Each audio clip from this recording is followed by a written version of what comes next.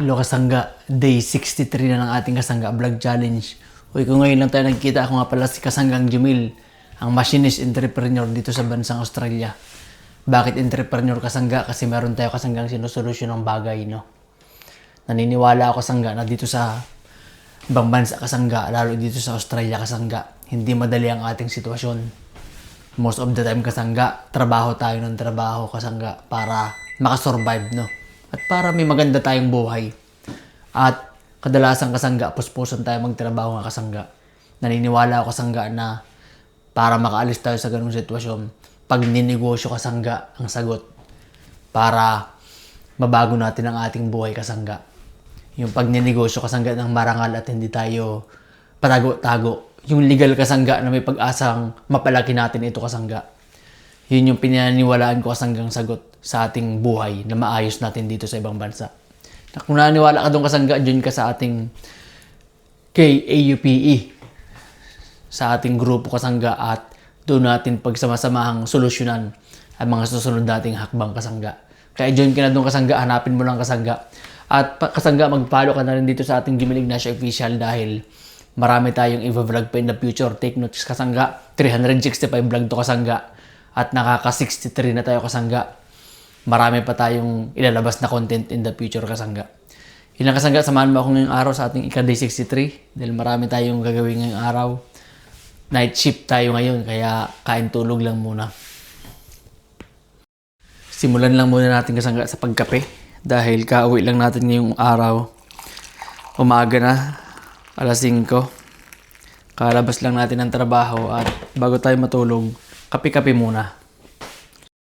Mag-init tayo kasangga ng pita bread at nakapag-init na rin ako ng ating sinigang ito.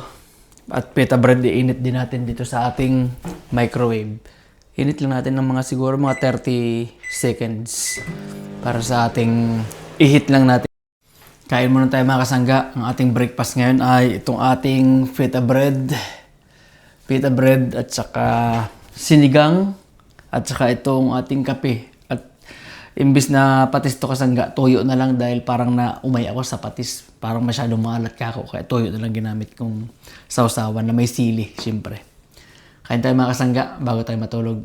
Hello mga kasangga, nagising lang tayo ngayong kagising lang natin.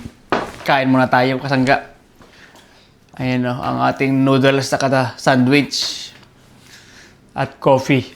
At nandyan si Mumi. Si Mumi ayaw magpakita.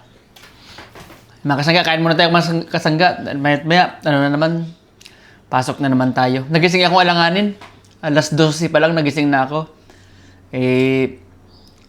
Hindi na ako makatulog kaya sabi ko kain na nga lang muna ako. Yun ang mahirap pagkapanggabi. Kain muna mga kasangga.